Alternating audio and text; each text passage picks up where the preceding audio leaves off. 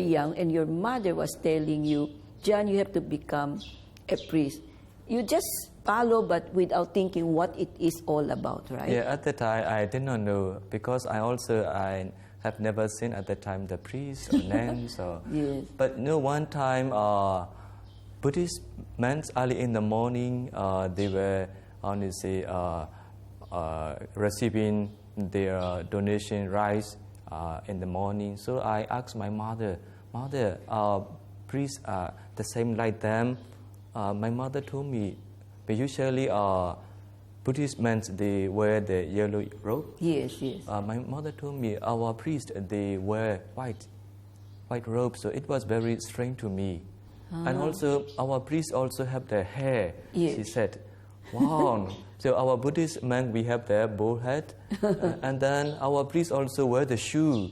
Okay. So our Buddhist men, they barefoot, they go around. Okay. So it was very strange for me. So I liked to see them.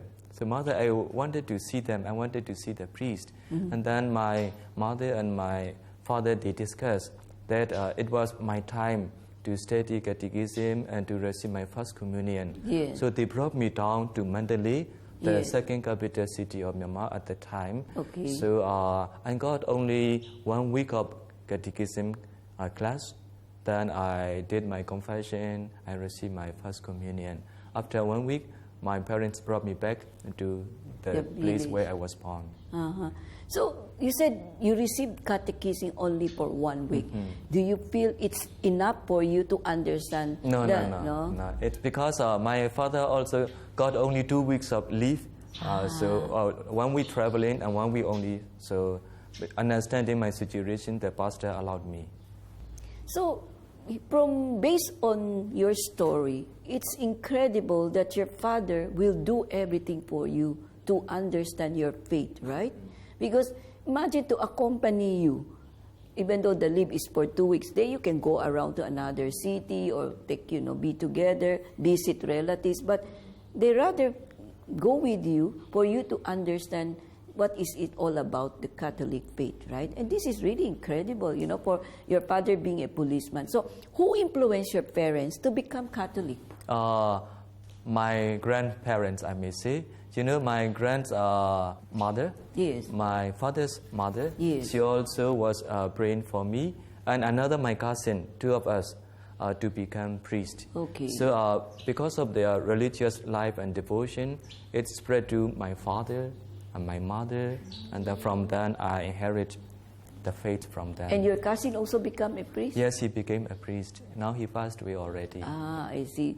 So are they still alive, your parents? Yeah, my mother is still alive. So how does she feel now that from a priest you become a bishop? I'm sure she is the first person to feel very happy for all her sacrifice. Yeah, she is really happy, and at the same time she also pray more and more so that I may be dutiful and be a good servant to the diocese and to the people. Now she is 84 years old. Yeah. She prayed a lot. Imagine every rosary prayer she will mention you have to become a priest. Mm-hmm. But she never dreamed that you will become a bishop. So I think that's the surprises God has given her in return for being so prayerful and for trusting God to do something, right, Bishop? When I was 9 days old, my parents brought me back from the Upper Burma to here, Yangon. Yeah. 20 city, so that I to get baptism. After my baptism, my mother told me, she brought me in front of the grotto, and then she prayed and she offered me through Our Lady, so that I may become priest also on my baptism day. So that's what she said. Oh, that's very inspiring. Before becoming bishop, so you graduated as a priest. Did you study abroad? Yes, in United States. New York, I studied there. Theology? Did you take theology? Yeah, moral theology. I did my master over there. So did you see the difference between here in Burma and don't you find it shocking that very life shocking. is so different, How do you survive that? before landing, I saw the electricity very huge, like an ocean. Wow, if there's nobody to come and pick me up, where should I go? Something like that. I was feeling. But my friend Father Noah, he picked me up at the airport. Yes. And then and under the seminary, very huge. Oh, wow. Then the weather very cold for me, very cold. And then their living standard very high. So sometimes I like to drink tea or coffee, but since I was not sure what to do, I just drink my water or something like that. That's what I experienced. During the class also, I requested my professors to allow me to use a recorder. And then also I followed the class. After the class also, I asked my friends to explain me the class matters. It was very tiresome. At first, I could not catch what they're saying very fast for me. Okay. So it was a language barrier also. Okay. So very tiresome. Some moments I wanted to give up. So I told my friends I like to go back to my country. Okay. I like to go back. But he always encouraged me. Keep on. We also did the same. We have to go through these similar passages he explained to me. Yes. But at the same time also, I remember how difficult for me to get U.S. visa.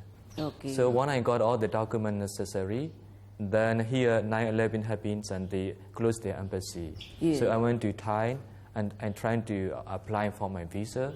For the first time I was rejected. And then I was told not to come again. Okay. You will be rejected also. Okay. But at the time, remembering Jesus falling 3 times. So this is the first time only. I will try second time, and also I will try third time. If I fail that time, it's a God will. I will go back to my country. Okay. I will serve my people as a priest. That's all right. So second time. So after seeing my necessary documents, okay, Father John, come and take visa by 2 p.m. this afternoon. So through so many difficulties, I got visa. So I'm trying to remember when I faced difficulties while studying my further study. Yes. So at the same time, I went to Eucharist. So every evening, we have a Eucharistic adoration. Adoration chapel. Yeah. Okay. Actually, not adoration chapel. It's the chapel we celebrate the Mass. Yes. But every evening, we have a 1-hour adoration. Okay. One of the deacons exposed the Yes. Holy Eucharist. And Yes. I used to be there and then explaining everything. Jesus, sometimes I feel lonely. Sometimes I'm very discouraged. Oh, yeah. Please help me.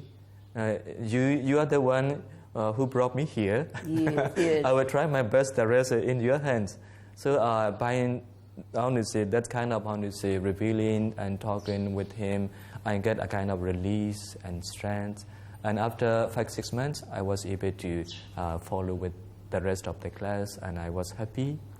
And then fortunately I met Filipino friends at the parish where I help. So every Wednesday I have a prayer meeting with them, eating, singing, and dancing sometimes. So you know the Filipino way of life, so you're very familiar. Yeah. And I'm sure you will really enjoy coming to Cebu for the 51st International Eucharistic Congress. So itutuloy po namin aming magandang discussion dito po sa programa ng Power to Unite with Elvira.